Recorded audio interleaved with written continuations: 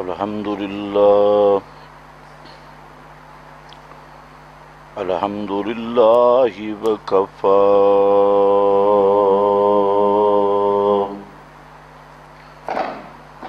والصلاة والسلام على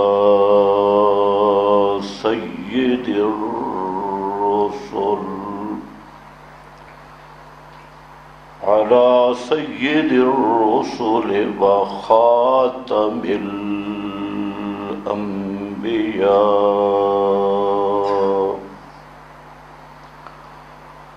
أما بعد فأعوذ بالله من الشيطان الرجيم بسم الله الرحمن الرحيم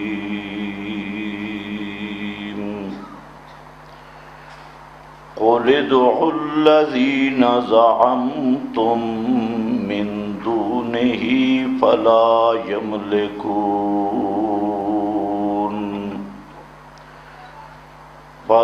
يملكون كشف الضر عنكم ولا تحويلا سبحان ربك رب العزة عما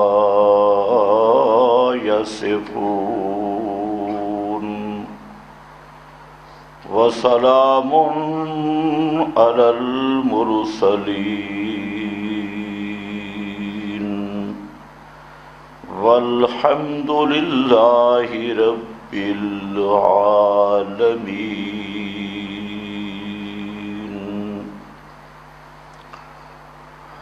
انتہائی قابل قدر بزرگوں اور بھائیوں، گزشتہ بیان میں آپ حضرات کے سامنے دعوت الرسول صلی اللہ علیہ وسلم کے متعلق بعض باتیں عرض کی تھی۔ آج جس دور سے ہم گزر رہے ہیں، اس میں فتنے اور فساد کی سخت آندھیاں ہیں، اور ایسا دجل و فریب پر مبنی ماحول اور نظام ہے کہ جس میں حق کی پہچان مشکل سے مشکل تر ہوتی جا رہی ہے، اور باطل نقل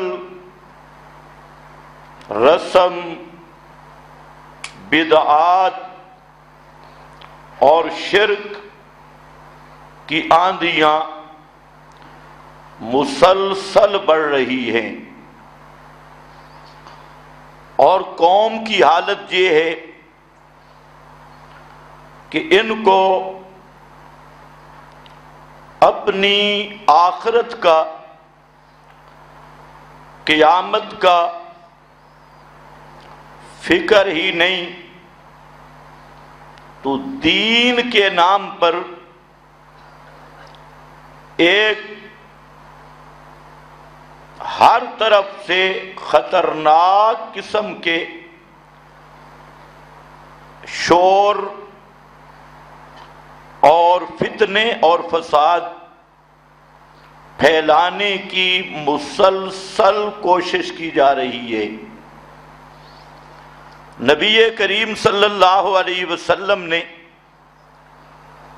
اسی دور کے متعلق ارشاد فرمایا تھا کہ لا یبقی من الاسلام الا اسمہ، کہ ایک وقت آئے گا کہ اسلام کی کوئی چیز باقی نہیں رہے گی، صرف نام رہ جائے گا۔ لا یبقی من الاسلام الا اسمہ ولا یبقی من القرآن الا رسمہ، اور قرآن مقدس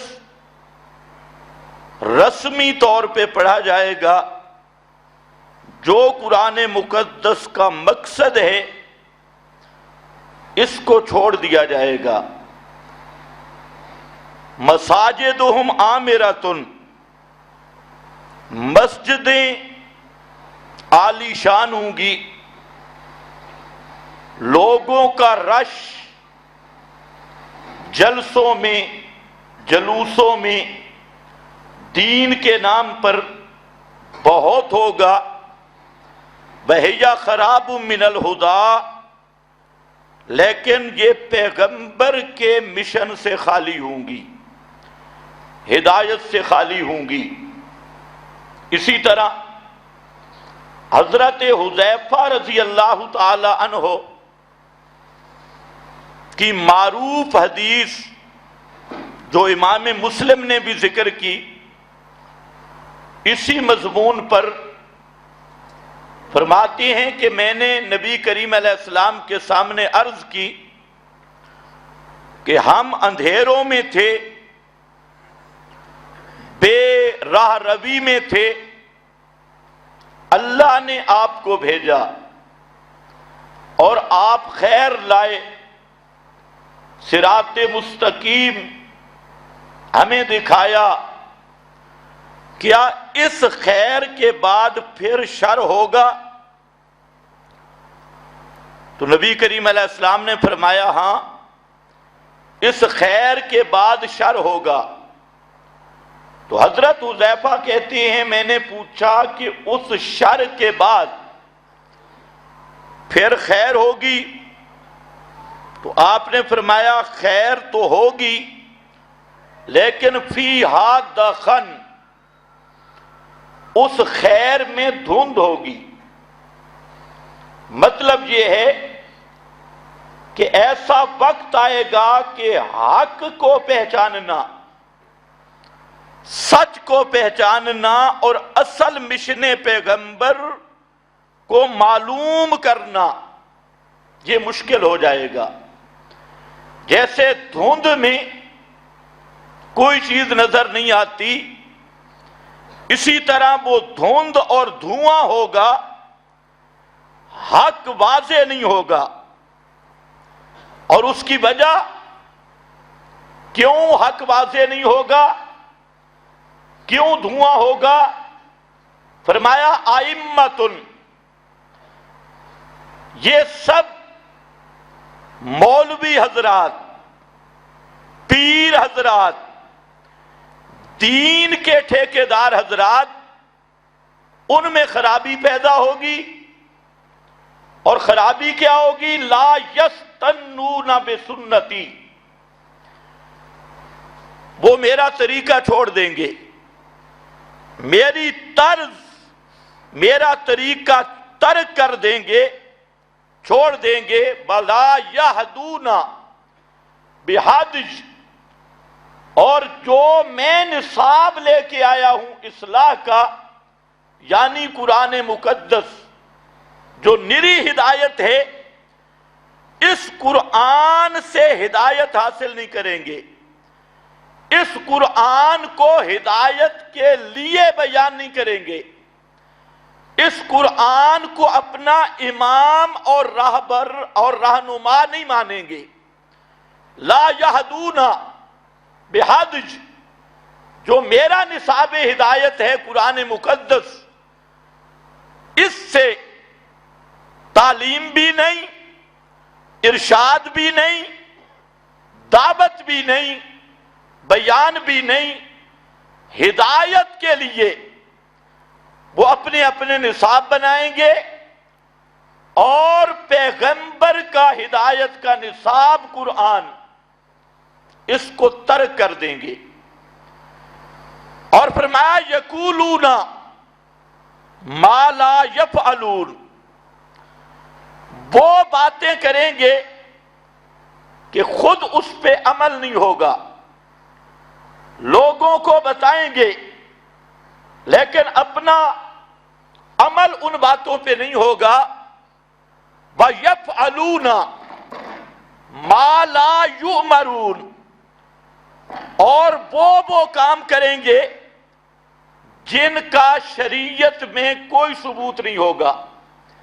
یفعلون ما لا یؤمرون، اس جملے کو ذہن میں رکھ لو. تو اگر یہ حدیث آپ سمجھ لیں تو بہت سارے فتنوں سے جان چھوٹ جائے گی، اور یہ مسلم کی حدیث کا خلاصہ ہے، اور خصوصاً ہمارے اس دور کے متعلق اس میں رہنمائی ہے کہ حق ہوگا لیکن واضح نہیں ہوگا، آشکارا نہیں ہوگا. اور اس کی وجہ دین کے ٹھیکیدار طبقہ، ملا اور پیر طبقہ، ان کی خرابی ہوگی، یہ گڑبڑ ہوں گے. اور پھر خرابی کا خلاصہ کیا؟ اس کو انگلیوں پہ گن لو. پہلی چیز کہ میری اتباع چھوڑ دیں گے، میری طرز اور طریق اس کو چھوڑ دیں گے. نمبر 2، قرآن سے ہدایت حاصل نہیں کریں گے، قرآن کو ہدایت کے لیے بیان نہیں کریں گے. ہاں تلاوت ہوتی رہے گی، ختم شتم ہوتے رہیں گے، قرات الگ چیز ہے. لا یہدون، قرآن سے اپنے عقائد، اپنا ایمان، اپنی ہدایت کا سامان حاصل بھی نہیں کریں گے، بیان بھی نہیں کریں گے. اور نمبر 4، یقولون ما لا یفعلون، وہ باتیں کریں گے لیکن اپنا عمل نہیں ہوگا. شرک کی تردید کریں گے، خود مشرکوں کے ساتھ ملیں گے بھی صحیح، بدعت کی تردید کریں گے، اور خود بدعت کے ساتھ ملاپ بھی ہوگا اور بدعات کا ارتکاب بھی ہوگا. اپنے آپ کو توحید و سنت کا مبلغ اور داعی ہونے کا دعویٰ کریں گے، لیکن خود اس توحید کے مسئلے کو ذبح بھی کریں گے اور سنت کی مخالفت بھی کریں گے. یقولون ما لا یفعلون وَيَفْعَلُونَ، 5واں نمبر، یفعلون ما لا یؤمرون، دین میں وہ کام ایجاد کریں گے جس کا شریعت میں کوئی ثبوت نہیں ہوگا، جس کا اللہ نے بھی حکم نہیں دیا ہوگا، پیغمبر نے بھی حکم نہیں دیا ہوگا. یؤمرون ما لا یؤمرون، امر الہی اس پہ نہیں ہوگا، اللہ کی طرف سے وہ دین نہیں ہوگا، پیغمبر کی طرف سے بیان کردہ دین نہیں ہوگا، صحابہ کی طرف سے عمل کردہ دین نہیں ہوگا. وہ نئی چیزیں ہوں گی اور ان کو وہ کہیں گے یہ دین ہے. آج دیکھ لیں اس امت کا بگاڑ کہ جو دین ہے اس کے قریب نہیں آئیں گے. جس چیز کا نام دین ہے، اور جو چیزیں خود گھڑ کر دین بنائی گئی، خود تراش کر ان پر دین کا لیبل لگایا، اس کو بڑے ذوق سے کریں گے، بڑی شوق سے کریں گے. تو مطلب یہ ہے کہ نقلی کام، رسمی کام، نقلی دین، رسمی دین، من گھڑت دین، اپنا تراشا ہوا دین، اس کی تو وہ پیروی کریں گے، لیکن محمد مصطفیٰ صلی اللہ علیہ وسلم پہ نازل کردہ دین اس کے قریب نہیں آئیں گے. اور اس دین کو وہ اجنبی سمجھیں گے، انوکھا سمجھیں گے۔ تو میرے بھائیوں، آج بالکل وہی ماحول ہے کہ آپ دیکھ لیں رسمی دین پہ ہر ایک چلنے کے لیے تیار ہے، اور اصلی دین، کتاب و سنت والا دین، صحابہ والا دین، پیغمبر کریم نے جو دین بیان کیا اس کے قریب جانے کے لیے تیار ہی نہیں، اس کا گاہکی بننے کے لیے تیار نہیں۔ اور یہ سب خرابی اور فتنہ علماء کی طرف سے ہے، دیندار طبقہ کی طرف سے ہے، اور دیندار طبقہ نے عوام کو یہ پٹی پڑھائی کہ ربیع الاول آئے تو اس میں عید میلاد النبی یہ سب سے بڑی عبادت ہے، سب سے اونچی عبادت ہے، اور جو آدمی عید میلاد النبی منائے گا تو اس کے ساری زندگی کے گناہ معاف ہو جائیں گے۔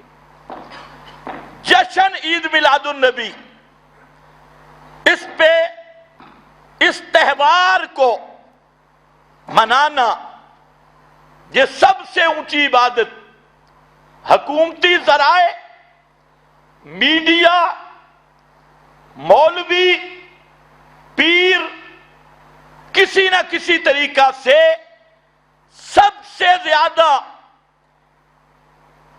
اور ہر عید سے بڑی عید وہ کہتی ہیں یہ 12 ربیع الاول کی عید ہے۔ جشن عید میلاد النبی، ساری عیدیں اس پہ قربان، سب سے بڑا تہوار، سب سے بڑی عبادت اور سب سے بڑی محبت رسول کا معیار، عشق رسول کا معیار۔ اور آپ غور کر لیں، یہاں تک کہنے والے کہتی ہیں کہ سوائے ابلیس کے سب تو خوشیاں منا رہے ہیں، ابلیس جو اس عید کو نہ منائے وہ ابلیس ہے معاذ اللہ، اور وہ گستاخ ہے، بے ادب ہے، اور جو یہ عید منا لے وہ پکا جنتی ہے، چاہے جتنا بڑا مشرک ہو۔ ہر قبر کو پوجے، کٹر قسم کا مشرک ہو، کٹر قسم کا بدعتی ہو، کٹر قسم کا جمہوری طاغوتی شیطان ہو، کٹر قسم کا حرام خور، زانی، بدکار، نماز کے قریب نہ آئے، روزے کے قریب نہ آئے، پیغمبر کے دین کا دشمن، منہ پہ انگریز کا ٹھپا لگا ہوا ہو، لیکن جو عید میلاد النبی منائے گا اس کے سارے گناہ معاف، پچھلے معاف، اور آئندہ ربیع الاول کی تیاری کر لے۔ کتنا آسان نسخہ ہے۔ اور پھر اس پر مولوی فضائل بیان کرے گا، اور جی عید میلاد النبی تو جبریل نے منائی، جب آپ پیدا ہوئے جبریل نے 3 جھنڈے لگائے، ایک کعبہ کی چھت پہ، ایک فلاں جگہ پہ، اور پورے علاقے میں۔ تو یہ تو جبریل کی سنت ہے، اور جو مولوی حد سے بڑا بدماش ہو وہ پھر یہ کہتے ہیں او جی عید میلاد تو اللہ نے منائی ہے، اللہ نے منائی ہے، فرشتوں نے منائی ہے۔ اور اگر کوئی پوچھے کہ نبی کریم صلی اللہ علیہ وسلم 23 سال نبوت کے، آپ صلی اللہ علیہ وسلم نے تو اپنی ولادت کا دن ہی نہیں بتایا۔ پتہ نہیں تمہیں سمجھ بھی آئیے کہ نہیں؟ اس روح کی ہے بھائی، سیٹ کرو اس کو۔ آپ نے اپنی ولادت کا دن ہی نہیں بتایا، یہ اہم نقطہ ہے، اس پہ اگر غور ہو۔ امت کو پورا دین بتلایا یا کچھ کم؟ جی پورا دین بتلایا یا کچھ کم؟ پورا دین بتلایا، حتیٰ کہ باتھ روم کے مسائل بھی سمجھائے۔ صحابی سے ایک یہودی کہتا ہے کہ تمہارا نبی عجیب کام کرتا ہے۔ اس نے کہا کیسے؟ کہتا ہے وہ تمہیں پیشاب کا طریقہ بھی بتاتا ہے۔ اب اگر ہوتا نا کوئی آج کا آدمی تو آگے تعبیلیں کرتا، چونکہ چنانچہ، لیکن وہ پیغمبر کا صحابی تھا۔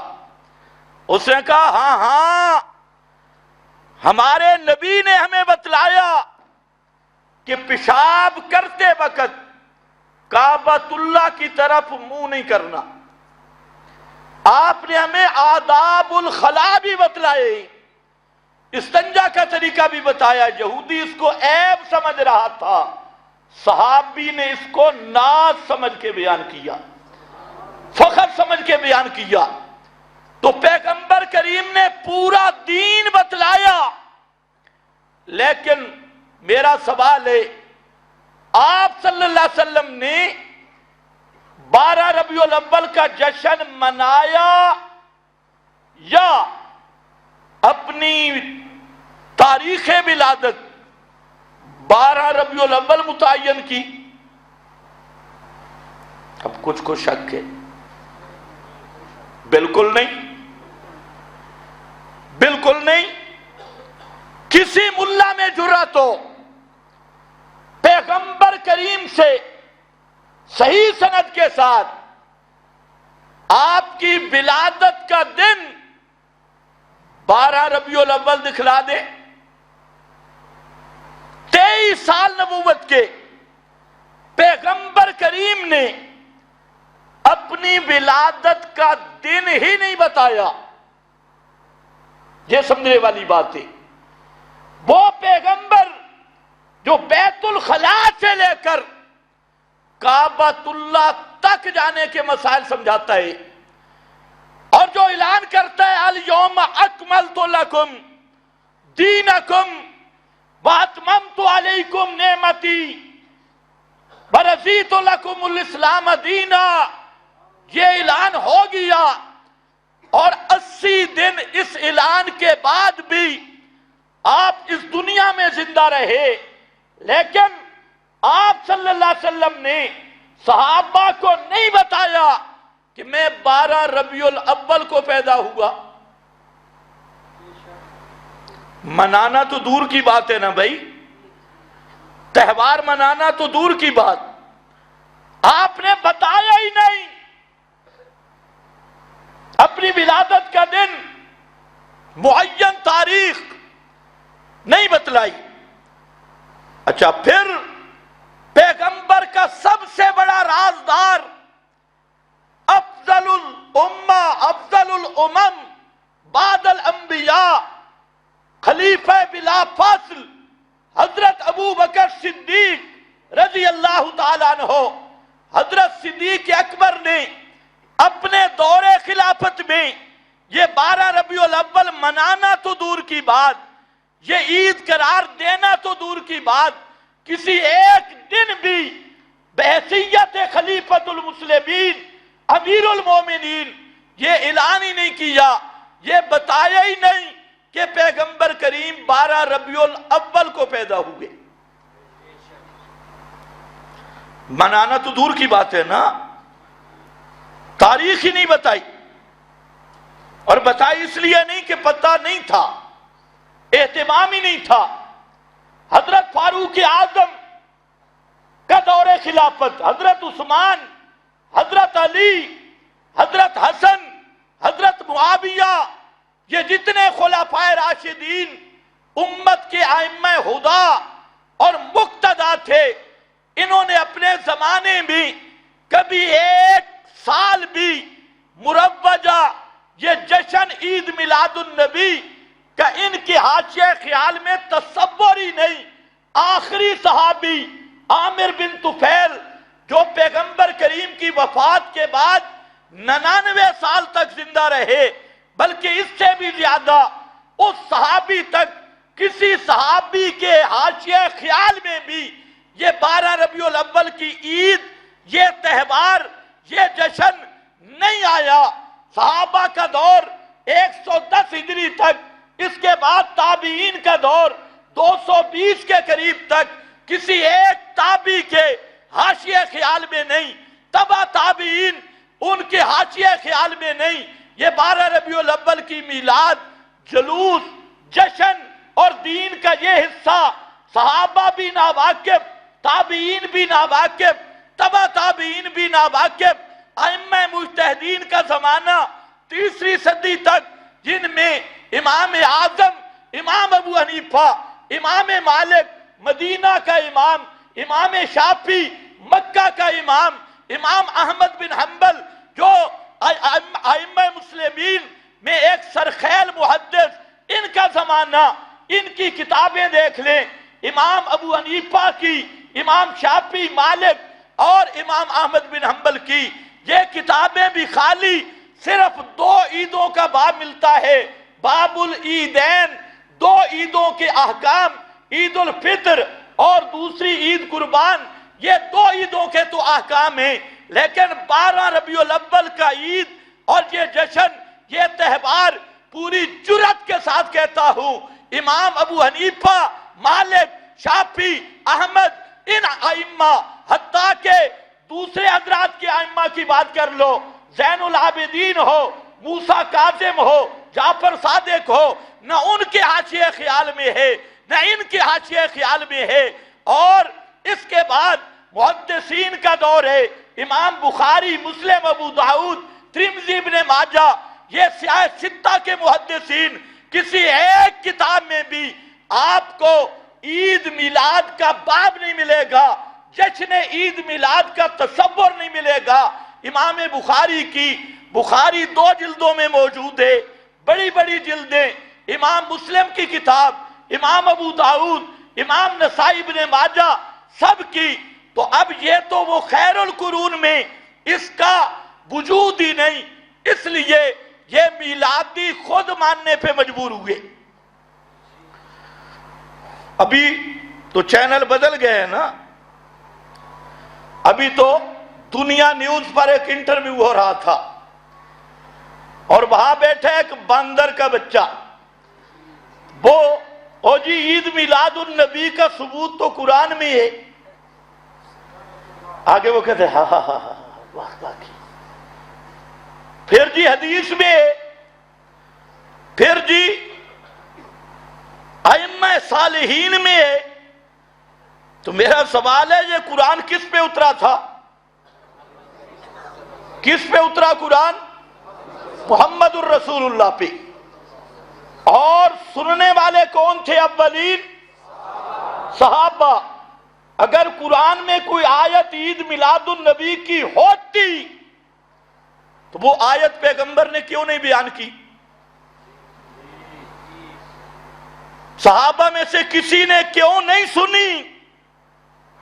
سوال ہے یا نہیں؟ اگر وہ آیت ہوتی تو سب سے پہلے اس پہ عمل کرتے محمد مصطفیٰ صلی اللہ علیہ وسلم، اس پہ عمل کرتے صحابہ۔ اور آج تم نے کہنا شروع کیا قرآن میں بھی ہے، حدیث میں بھی ہے، تو اس کا مطلب کیا نکلا کہ صحابہ نے قرآن پہ بھی عمل نہیں کیا، حدیث پہ بھی عمل نہیں کیا۔ یہ پارٹی آ گئی۔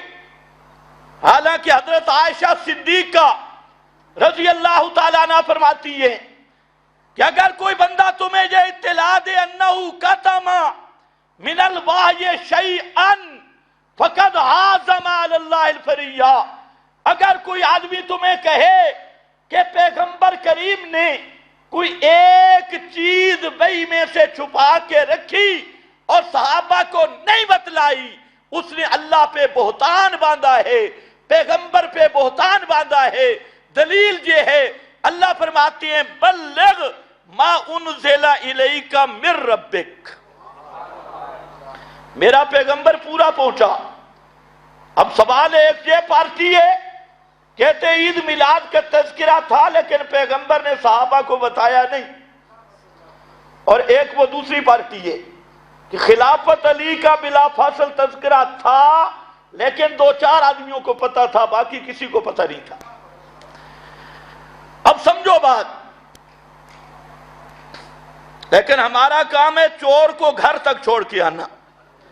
یہ رینٹ کے خطیبوں کی بات تو بعد میں کروں گا۔ آؤ، یہ عید شروع کب سے ہوئی؟ اس عید کا پہلا نام محفل میلادی۔ کیا ہے؟ محفل میلاد، پہلا نام۔ اس کے نام بھی بدلتے گئے۔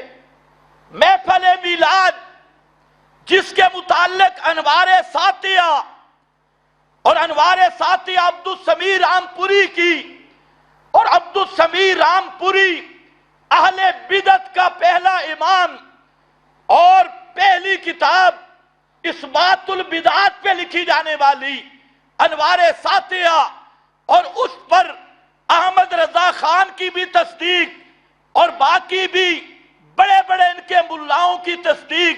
انوار ساتیہ میں عبدالسمیع رامپوری لکھتا ہے کہ محفل میلاد صحابہ کے دور میں نہیں تھی، تابعین کے دور میں نہیں تھی، تبع تابعین کے دور میں نہیں تھی، یہ شروع ہوئی 604 ہجری میں۔ کب؟ 604 600 سال زمانِ نبوت کے بعد یہ شروع ہوئی۔ یہ عبدالسمیع رامپوری احمد رضا خان کے دستخط، تصدیق، اور پھر اس نے لکھا کہ 604 ہجری میں شروع ہوئی، اور ہے یہ بدعت حسنہ۔ کون سی بدعت؟ بدعت حسنہ۔ جو چیز قرآن سے ثابت ہو بدعت حسنہ ہوتی ہے، جو سنت جبریلی ہو بدعت حسنہ ہے۔ اب آئے دنیا نیوز والے کہ پیغمبر نے منایا، صحابہ نے منایا، تابعین نے منایا، اور ظالموں ذرا اپنے بڑوں کو دیکھو، یہ آپ کا بڑا اقرار کر گیا، 25 سے زیادہ بڑے دستخط کرنے والے، وہ مانتی ہیں یہ بدعت ہے، لیکن ہے سونی بدعت، بدعت حسنہ۔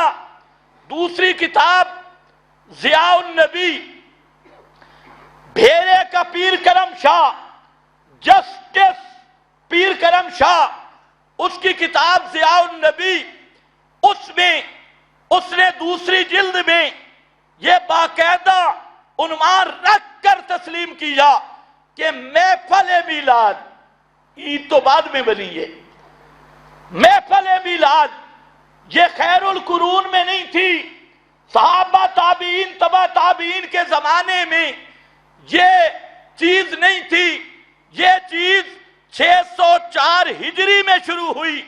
یہی بات پیر کرم شاہ نے لکھی، اور بریلوی میلادی مفسر غلام رسول سعیدی اس کی کتاب تبیان القرآن، قرآن پاک کی تفسیر میں اس نے لکھا کہ یہ ایک نیک بدعت ہے، نیک بدعت، صوفی بدعت، نیک بدعت ہے، اچھی بدعت ہے، اور یہ 604 میں شروع ہوئی۔ یہ تبیان القرآن میں، اور اسی طریقہ سے 200 سے زائد حوالے اس چیز پہ موجود ہیں۔ ان کے بڑے بڑے اکابرین، ان کے شیوخ، ان حلوہ خوروں کے بڑوں کے، جو مان رہے ہیں کہ یہ 604 ہجری میں شروع ہوئی، اور ہے بھی کیا؟ بدعت حسنہ۔ تو اچھا، شروع کس نے کی؟ کہاں سے ہوئی؟ اے ذرا کھرا نکالو، کس نے کی؟ کہاں سے ہوئی؟ کہتے ہیں مکہ سے نہیں، مدینہ سے نہیں، عراق سے شروع ہوئی، اور عراق موصل کا شہر، وہاں سے شروع ہوئی۔ دین کے مراکز کیا تھے؟ مکہ اور مدینہ، لیکن یہ بدعت کہاں پیدا ہوئی؟ عراق۔ کہاں پیدا ہوئی؟ عراق اور عراق کا بھی شہر موصل، یہ سب کتابیں جن کا میں نے نام لیا سب میں موجود ہے۔ موصل شہر، اچھا شروع کس نے کرائی؟ اس وقت کے عمران خان نے۔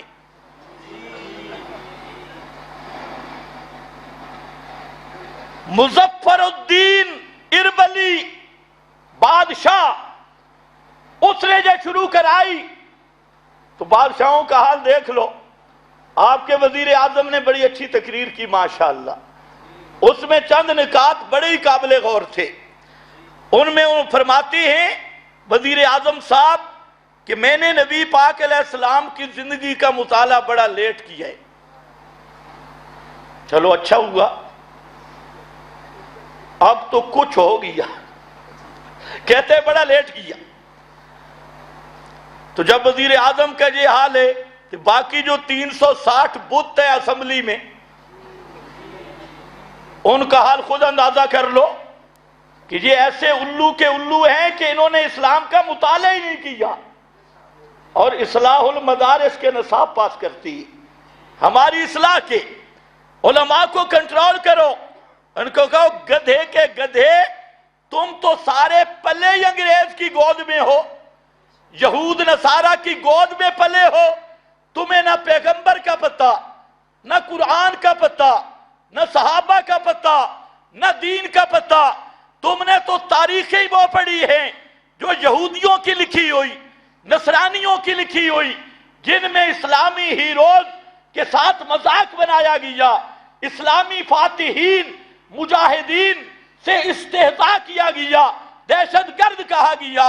تمہارا مطالعہ یہودیت پر مبنی ہے۔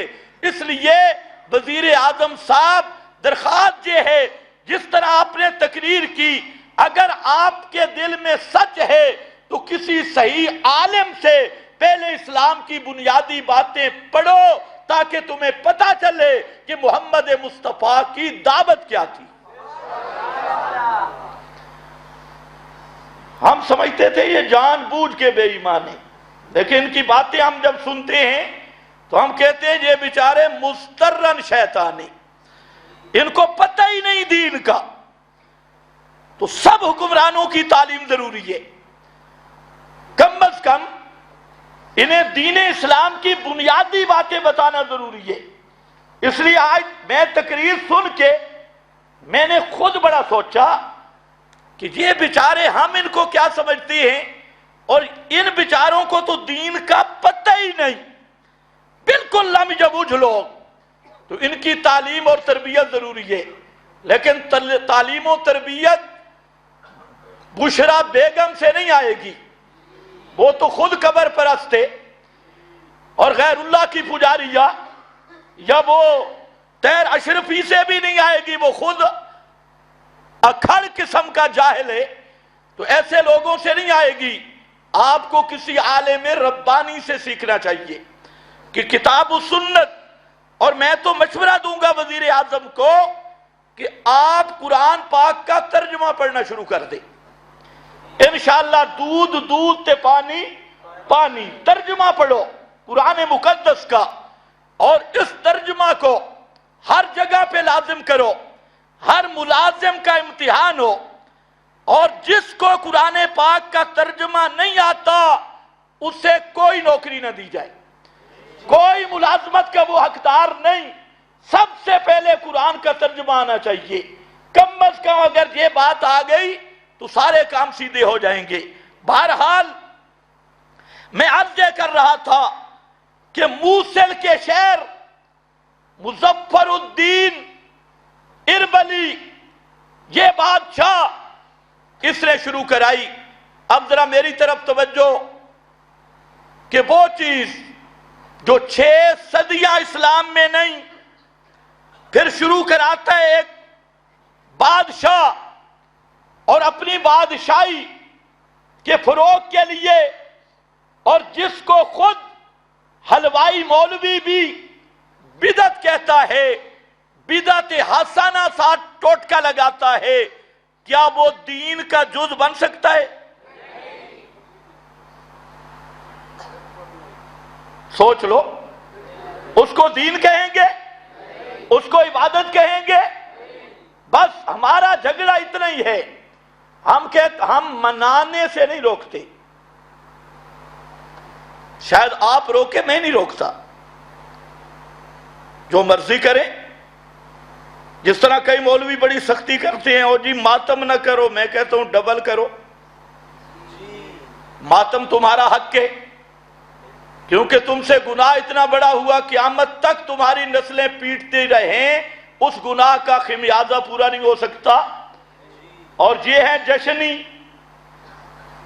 تو ہم تو جشن سے نہیں روکتے بھائی، تم میں کوئی خشک مزاج ہو روکے، جشن بے شک مناؤ، لیکن اس کو دین نہ کہو، بتاؤ یہ دین نہیں، یہ ہمارا کھانے پینے کا پروگرام ہے، یہ کام، بس ہمارا جھگڑا یہ ہے، ہم یہ تو نہیں کہتے جشن نہ مناؤ، جو مرضی مناؤ، پہلے 4 گدوں پہ اگر جھنڈیاں ہیں تو 12 پہ لگا دو، 12 نہیں تو 16 پہ لگاؤ، جو مرضی کرو، صرف ہمارا مطالبہ یہ ہے کہ اس کو دین نہ کہو۔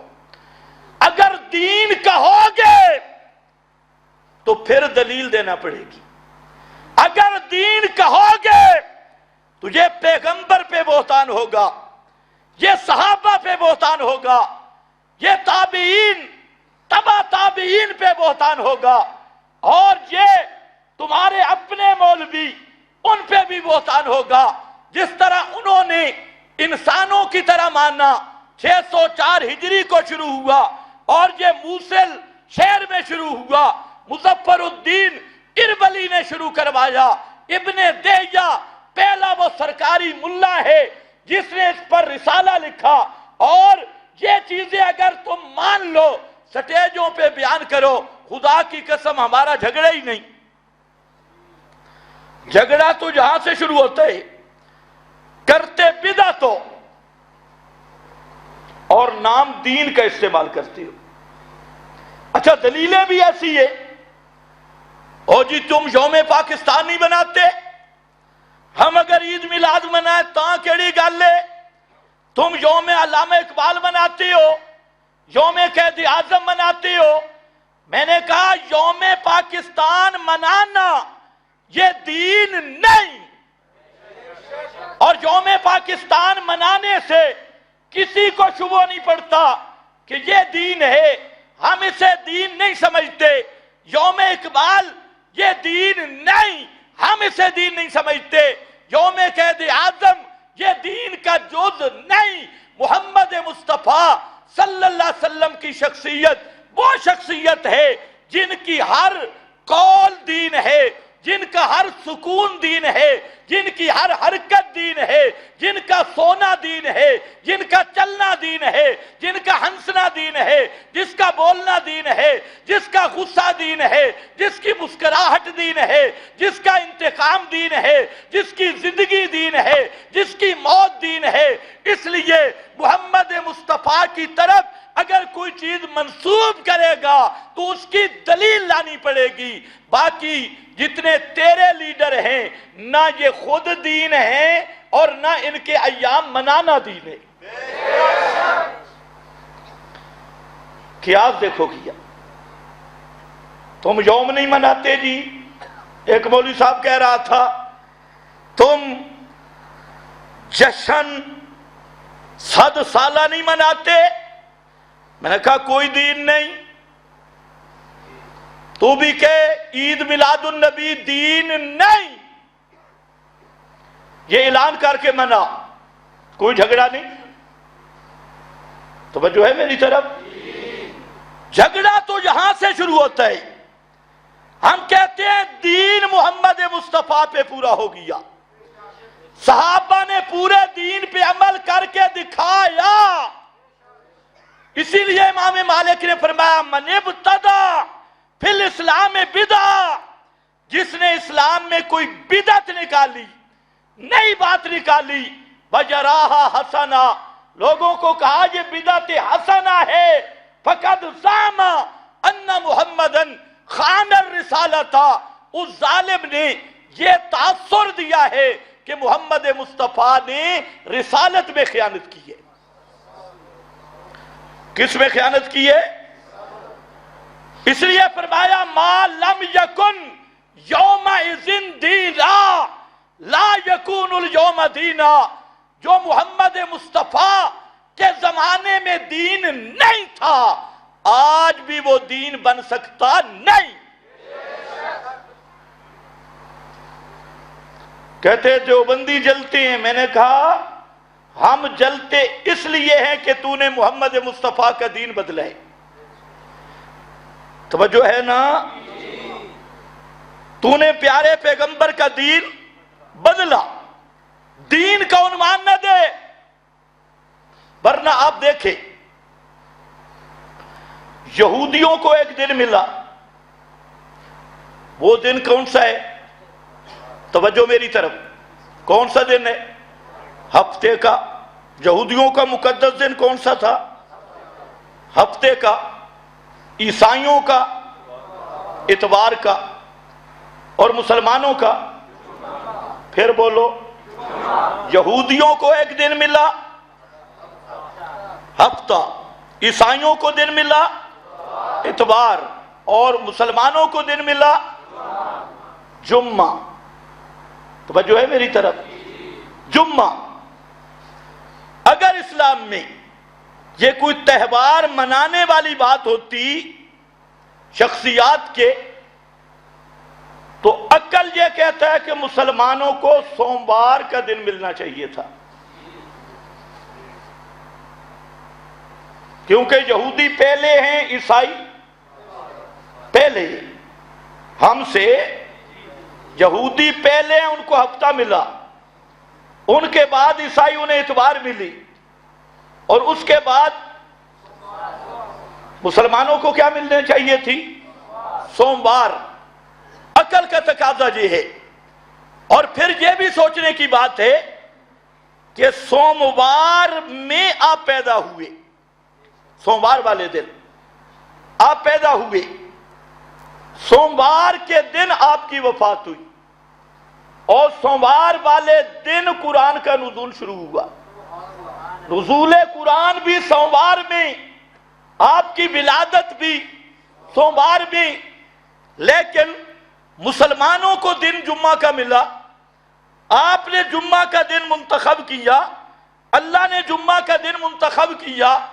اس میں اصل راز کیا تھا؟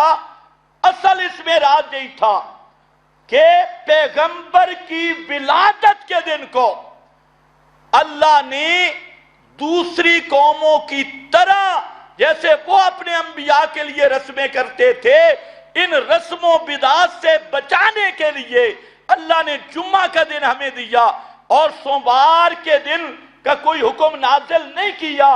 وجہ یہ تھی کہ جو جمعے کا اجتماع ہے یہ ایک قسم کی عید ہے، ایک قسم کی، حدیث میں بھی موجود ہے، ایک قسم کی، پوری عید نہیں، ایک، جس طرح عید میں اجتماع ہے جمعہ میں بھی اجتماع، جس طرح عید میں اچھے کپڑے جمعہ میں بھی اچھے کپڑے، جس طرح عید میں صفائی ستھرائی جمعہ میں بھی صفائی ستھرائی، جس طرح عید میں خطبہ جمعہ میں بھی خطبہ، جس طرح عید میں 2 رکعتیں جمعہ میں بھی 2 رکعتیں، تو یہ عید سے ملتا جلتا تھا جمعہ۔ اس میں کچھ خوشبو تھی جمعہ میں عید والی، اس لیے اگر سوموار مقرر ہوتا تو کوئی بدعتی کہہ سکتا تھا یہ پیغمبر کی ولادت کا دن عید والا ہے، اللہ نے سوموار کی بجائے جمعہ رکھ دیا، اور پیغمبر کریم نے سوموار کے دن روزہ رکھ کے بتایا بھی یہ ولدت کہ ولادت رسول کا دن عید منانے کے لیے نہیں ہوتا، ولادت رسول کا دن وہ تہوار منانے کے لیے نہیں ہوتا، بلکہ سال کا ہر دن، ہر لمحہ پیغمبر کی اتباع کرنے کے لیے ہوتا ہے۔ اللہ جانے تمہیں سمجھ بھی آئی ہے کہ نہیں؟ اگر تیرے مولوی کا عقل مانے تو پھر تو جمعہ سوموار والے دن پڑھنا چاہیے، لیکن سوموار والے دن نہیں۔ اس کی یہی وجہ تھی، اور اللہ نے پیغمبر کریم کی ولادت کی تاریخ کو مخفی رکھا. قرآن میں بھی نہیں آیا کہ پیغمبر کریم کی ولادت کس تاریخ کو ہوئی، قرآن میں بھی نہیں، حدیث میں بھی نہیں، صحابہ نے بھی بیان نہیں کیا. اور اس میں بھی راز یہی تھا پیغمبر کی ولادت کے دن کو مخفی رکھنے کا، تاکہ پیغمبر کی ولادت کا دن رسم و بدعت کا دن نہ بن جائے. جس طرح پہلے یہود اور نصارہ نے اپنے اپنے انبیاء کے دنوں کو عید بنا دیا، رسم و بدعات کی بھیڑ چڑھا دیا، اللہ نے میرے نبی کی ولادت کے دن کو مخفی رکھ کے کائنات کو بتا دیا کہ میں نے مخفی اس لیے رکھا ہے تاکہ کسی بدعتی، کسی رسمی، کسی نقلی عاشق کے ہاں وہ بدعات کا مرکز نہ بن جائے اور رسم و رواج کا مرکز نہ بن جائے. آج تک کسی بدعتی کو آپ کی ولادت کی تاریخ معلوم ہی نہیں ہو رہی. میں فتاوی رضویہ دیکھ رہا تھا، اس میں احمد رضا خان کبھی کہتا ہے 12 تاریخ، کبھی کہتا ہے 8 تاریخ، کبھی کہتا ہے 9 تاریخ. وہ خود متذبذب ہے. اسی لیے کوئی سیرت کی کتاب اٹھاؤ، کوئی کہے گا 12، کوئی کہے گا 8، کوئی کہے گا 9، اور اہل تشیع کہتے ہیں 17 تاریخ، اور کوئی کچھ. تو اللہ نے میرے نبی کی ولادت کو مخفی رکھ دیا تاکہ بدعتیوں سے یہ دن محفوظ رہے.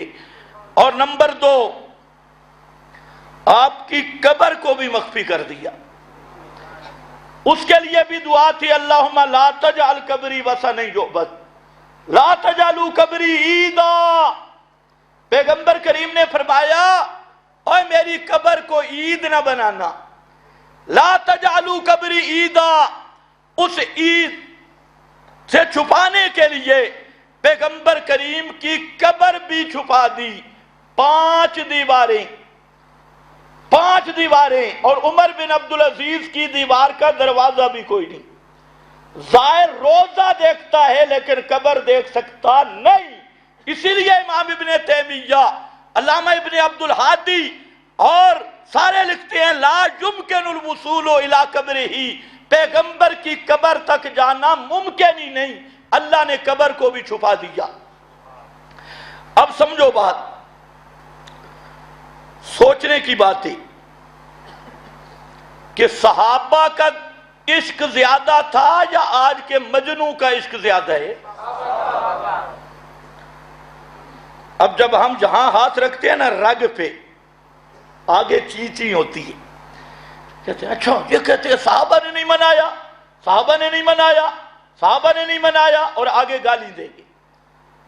اور لوگوں ہم جواب دے رہے ہیں، کہ دیو نا جواب، اور کوئی جواب دو نا.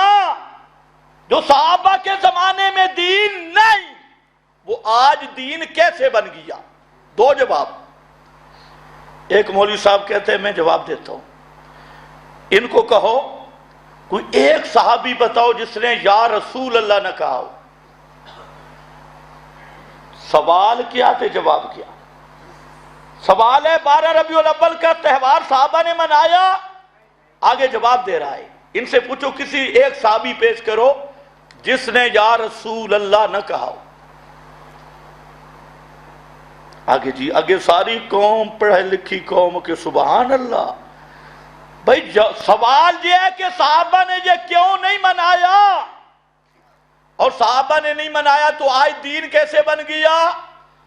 آگے مولوی صاحب کہتے ہیں کوئی ایک صحابی بتاؤ جس نے یا رسول اللہ نہ کہا ہو. میں کہا یا رسول اللہ کہنا میلاد ہے. اگر یا رسول اللہ کہنے پر میلاد ہو جاتا ہے تو پھر تو جھگڑے ختم ہے. ہم ہر نماز میں پڑھتے ہیں السلام علیکہ ایھا نبی، نہیں پڑھتے؟ تو یا رسول میں جھگڑا نہیں. ایک صحابی پیش کر جس نے پیغمبر کریم کو سمیع ما فوق الاسباب سمجھ کے یا حاضر ناظر سمجھ کے یا غیب دان سمجھ کے یا رسول اللہ کہا ہو، ایک صحابی پیش کر جس کتاب کا حوالہ ہوگا وہ کتاب آپ کو سونے سے تول کے دوں گا۔ لا، کسی ایک صحابی کا بھی یہ عقیدہ نہیں۔ تو ہم تو یہی کہتے ہیں یا رسول اللہ کا معنی حاضر ناظر نہیں۔ لفظ میں تو کوئی جھگڑا نہیں ہے بھائی، تم بھی حیران ہو، لفظ میں جھگڑا ہے نہیں، کوئی لفظ جھگڑا نہیں۔ تم کہو ہم حاضر ناظر نہیں مانتے، کوئی جھگڑا نہیں۔ تم کہو ہم سمیع بصیر نہیں مانتے اور محبت میں یا رسول اللہ کہتے ہیں، کوئی اگر تم سے جھگڑے میں ذمہ دار ہوں۔ خطاب تو ہواؤں سے بھی ہوتا ہے، یہ تو آل عرب کی عادت ہے، خطاب کرتے ہیں اور صحابہ جب آپ سامنے ہوتے تو یا رسول اللہ کہتے، اس میں کون سا جھگڑا ہے؟ لیکن جہاں صحابی یا رسول اللہ کہتا نا تو اس جملہ کے ساتھ درود کہیں بھی نہیں ملے گا، یہ ایک نئی بات آ جائے گی۔ جہاں صحابی کہے گا یا رسول اللہ، بس یا رسول اللہ، یہ الصلاۃ والسلام علیک، یا رسول اللہ صحابی نہیں کہتا۔ صحابی جب درود پڑھتا ہے تو اللہم صلی علی محمد، درود جو پڑھتا ہے۔ ایک اور مولوی صاحب اٹھے، اس نے کہا صحابہ نہیں منائی، وہابی اعتراض کرتے ہیں صحابہ نہیں منائی، یعنی اصل چیز نہیں بیان کریں گے۔ ہم اتنی بات نہیں کہتے، ہم کہتے ہیں جو کام صحابہ نے نہیں کیا وہ دین نہیں بنتا۔ اس کا دے جواب، جو کام پیغمبر اور صحابہ نے نہیں کیا وہ دین بن سکتا نہیں، جرأت ہے، اس کا جواب دے۔ آگے کیا کہے گا؟ او جی یہ یوم عمر مناتی، یوم ابو بکر صدیق مناتی۔ میں نے کہا جو مناتے ہیں وہ خود بیتتی ہے، پتہ نہیں تمہیں سمجھ بھی آئی ہے؟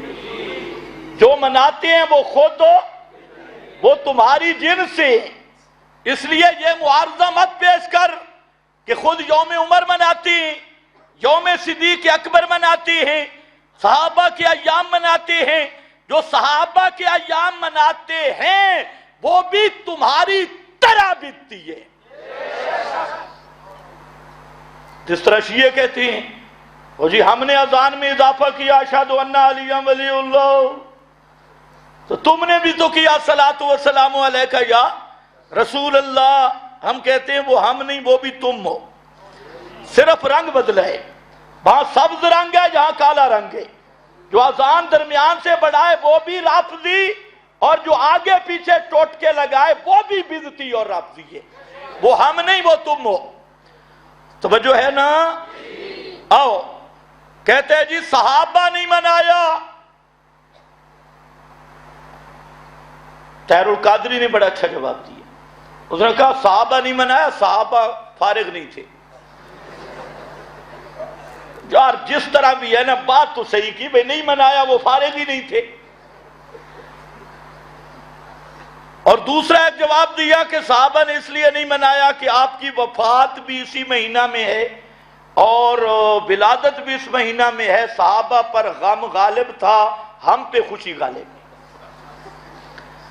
یعنی دو نتیجے نکلے، بھئی صحابہ میں غم تھا اس لیے نہیں منایا، صحابہ مصروف تھے اس لیے نہیں بنایا۔ بریلوی طبقہ بے غم بھی ہے اور فارغ بھی ہے، اس لیے انہوں نے عید بنا لی، اور جو غم میں تھے اور کام میں تھے انہوں نے نہیں بنایا۔ چلو بات بچوں نکل آئی کہ صحابہ نے منایا تو کم از کم نہیں۔ طاہر القادری کا شکریہ، دبے لفظوں میں یہ تو مان لیا، وجہ کوئی بھی ہو۔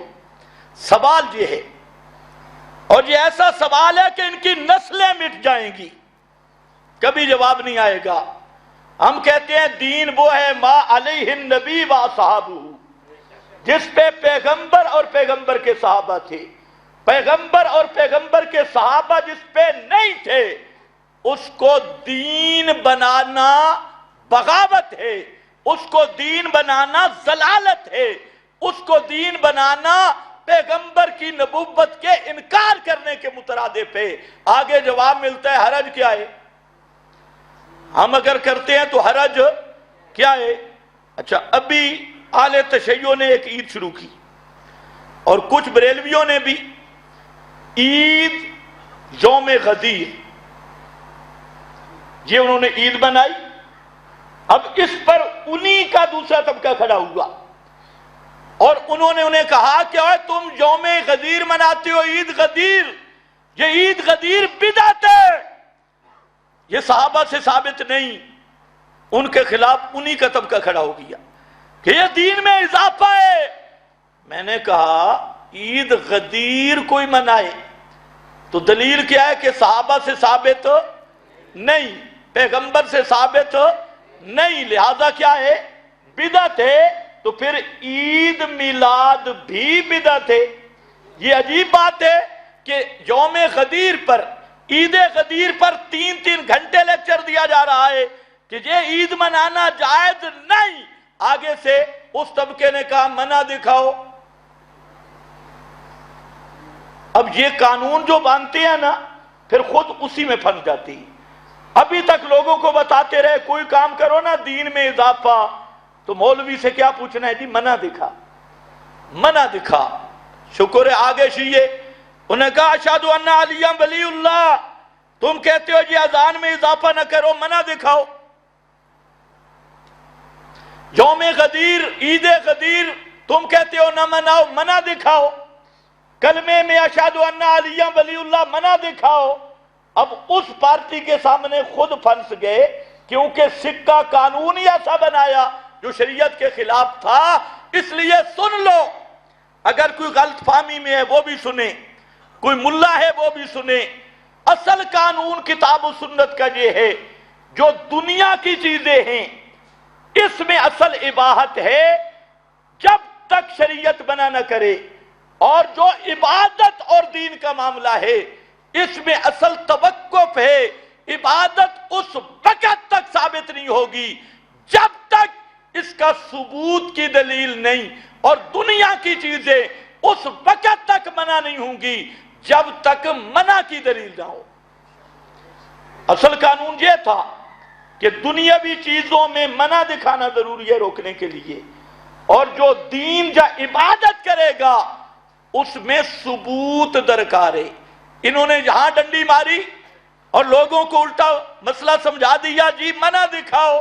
اب شیعہ آئے، انہوں نے تازیہ تبوت نکالا، انہوں نے کہا تازیہ تبوت نہ نکالو، انہوں نے کہا منع دکھاؤ۔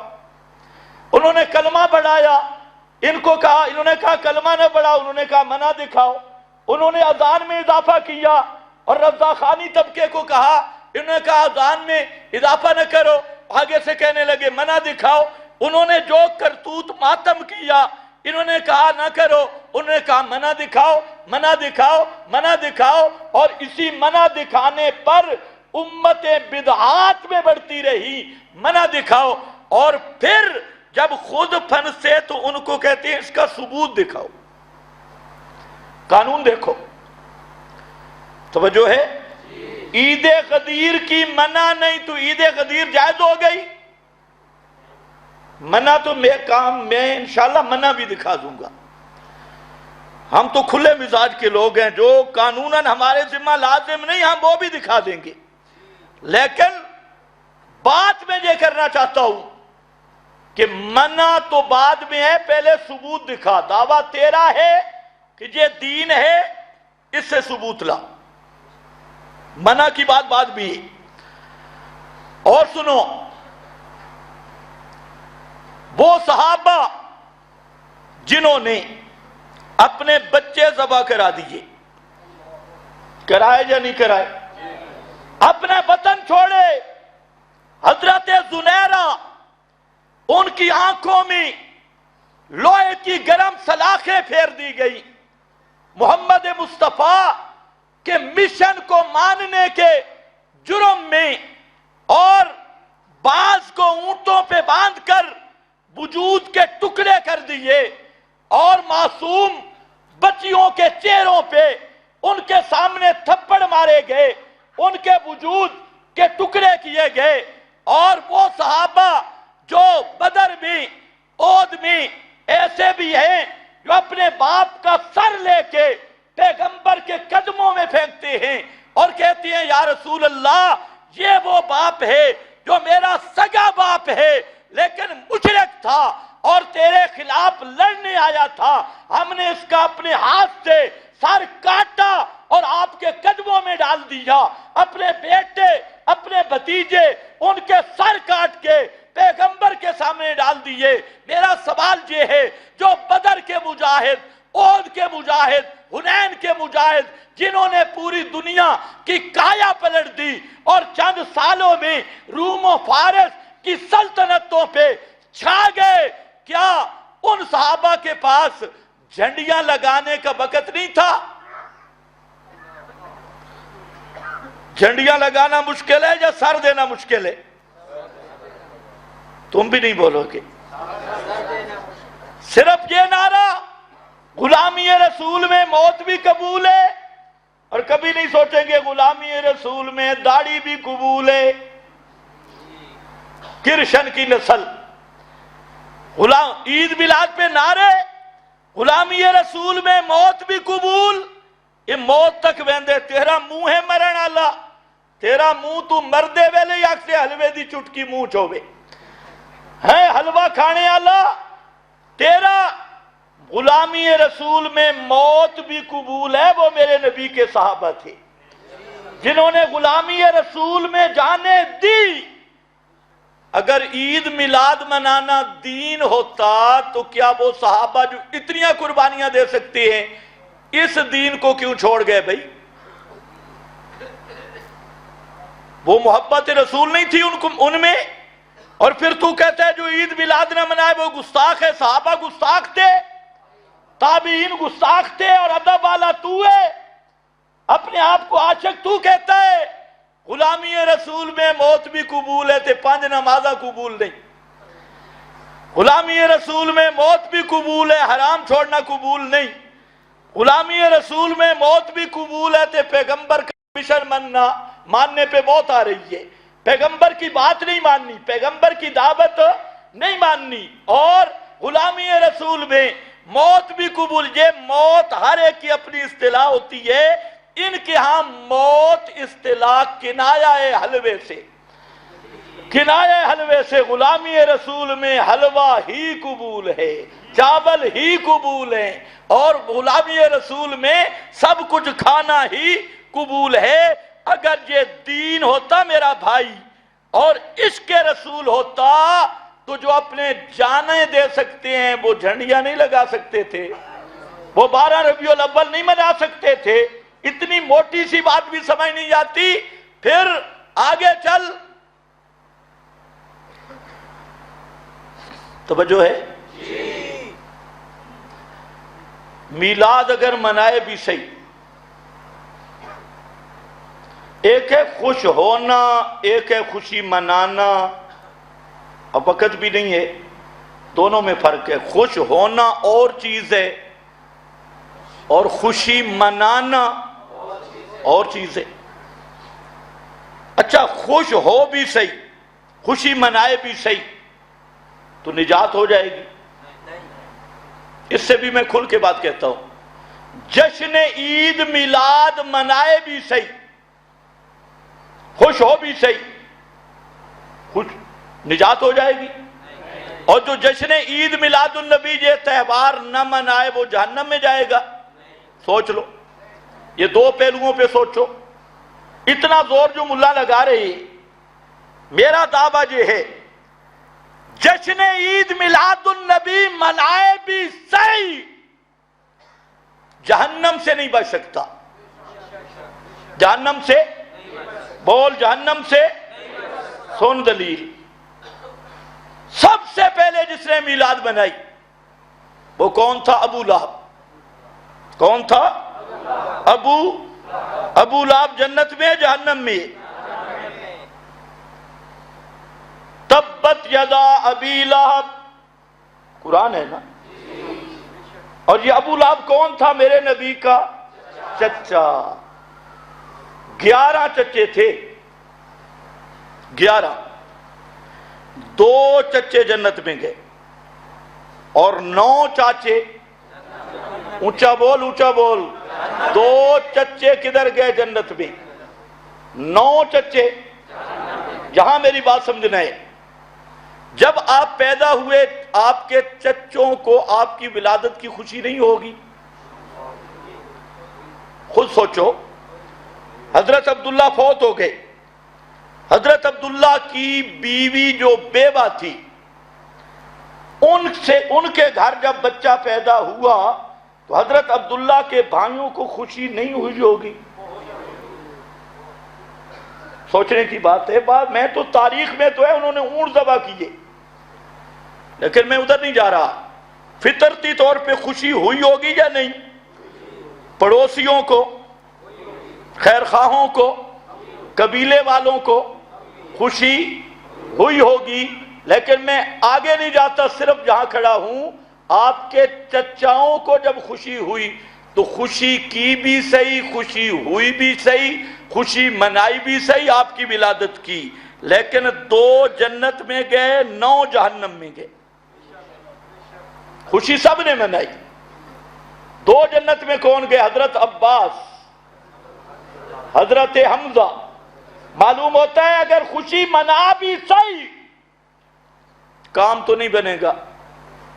حلوے بھی کھا، چاول بھی کھا، جھنڈیاں بھی لا، تو میلاد بھی مناتے پن پن کے. چندہ ہو رہا ہے ہر جگہ سے. اور آخری دلیل یہ ابو لہب نے خوشی منائی تھی. میں نے کہا اس نے منائی تھی، گیا کہاں؟ جہنم میں.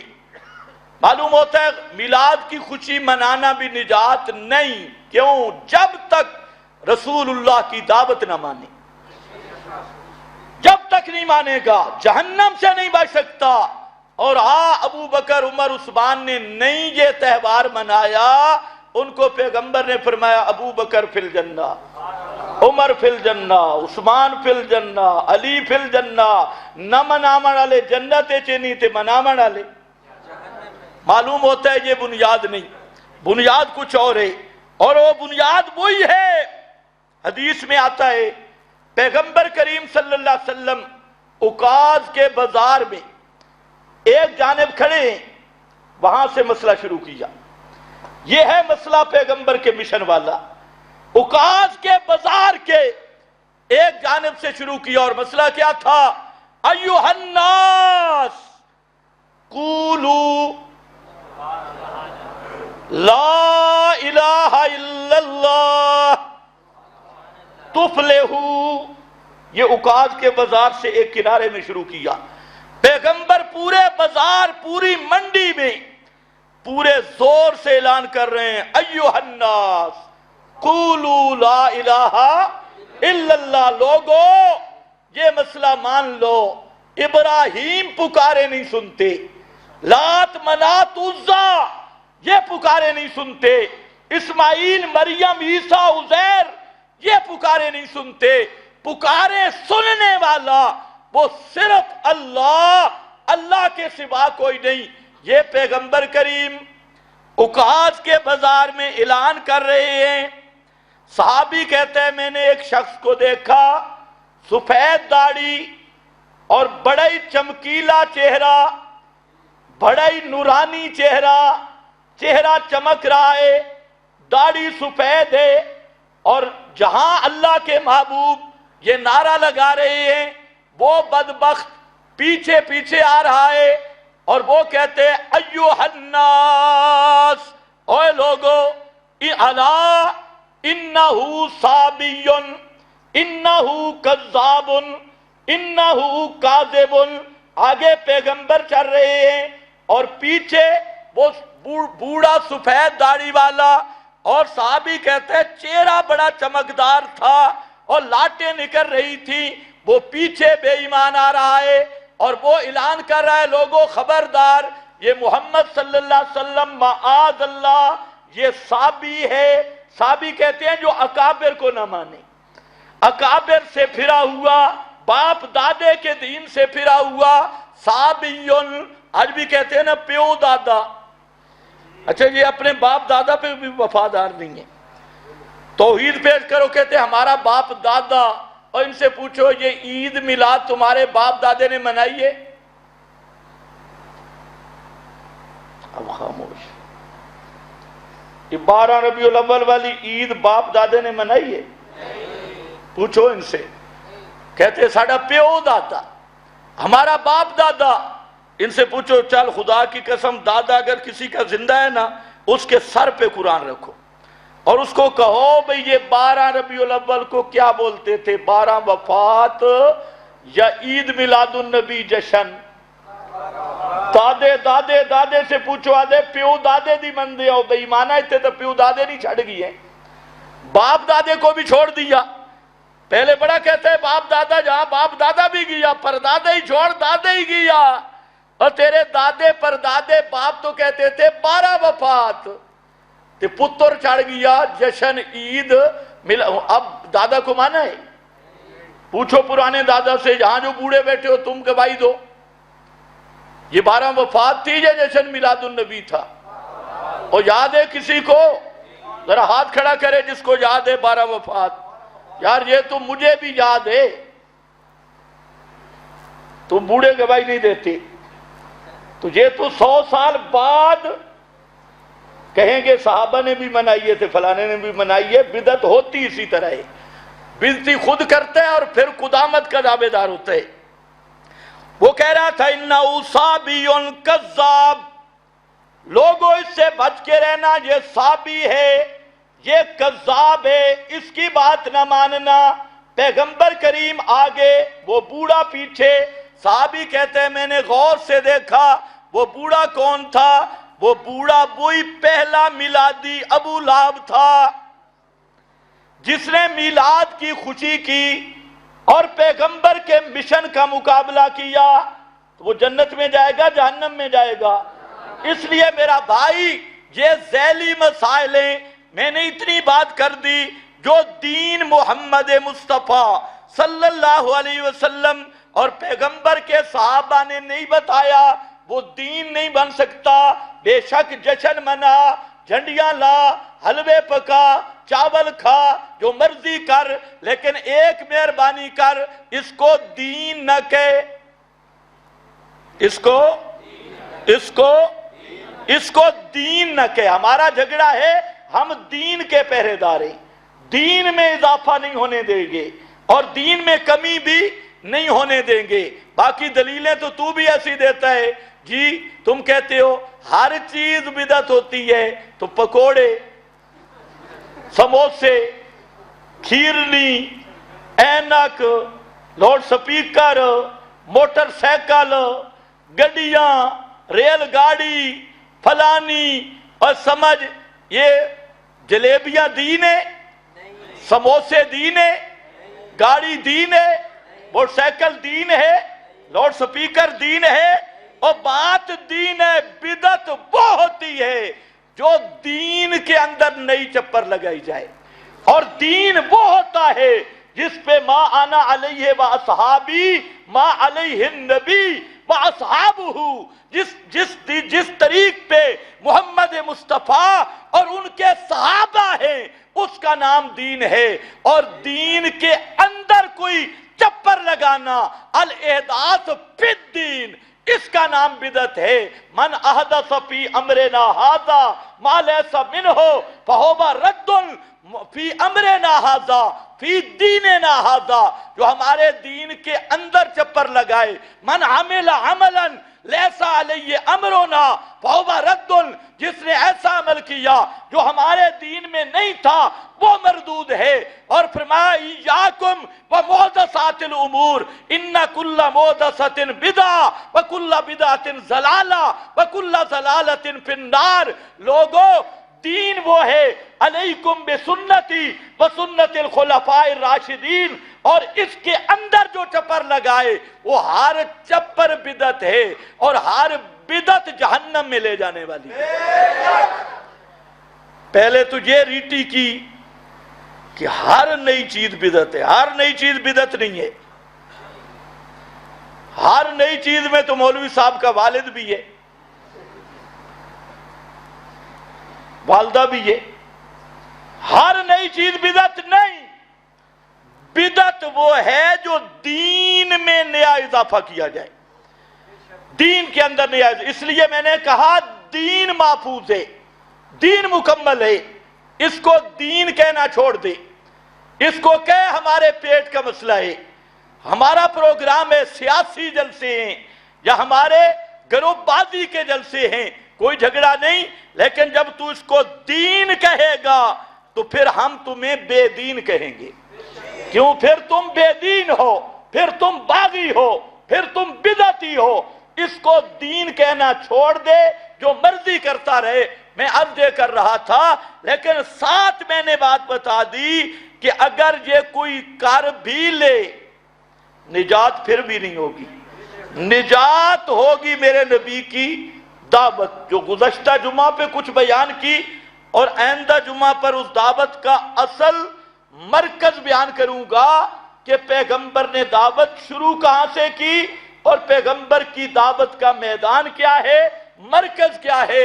تو میں عرض یہ کر رہا ہوں کہ اصل چیز ہے کہ آدمی کامیاب وہ ہے جو پیغمبر کا متبع ہو، نبی کریم علیہ السلام کی اتباع، وہ کسی دن کے ساتھ خاص نہیں، ہر لمحہ، ہر لحظہ، زندگی کا ہر موڑ، زندگی کا ہر حرکت سکون، اس میں یہ تصور کہ جو کام میں کر رہا ہوں پیغمبر کے اسوہ حسنہ کے مطابق ہے یا نہیں، اس فکر کا نام اتباع ہے، اس سوچ کا نام اتباع ہے، اپنا یہ اس سوچ کا نام محبت مصطفیٰ ہے کہ اپنی زندگی کے ہر موڑ پہ خوشی ہو، غمی ہو، اور دکھ ہو، سکھ ہو، اٹھنا ہو، بیٹھنا ہو، کاروبار ہو، تجارت ہو، دکانداری ہو، پیشہ ور ہو، دہاڑی ہو، خرچ ہو، انفاق ہو، لینا ہو، دینا ہو، معاملات ہوں،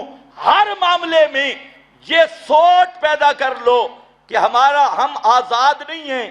ہر معاملہ میں جب ہم نے کلمے میں محمد الرسول اللہ پڑھ لیا، ہر معاملے میں ہم پابند ہیں کہ ہمارا ہر معاملہ اسوہ محمد مصطفیٰ کے مطابق ہونا چاہیے۔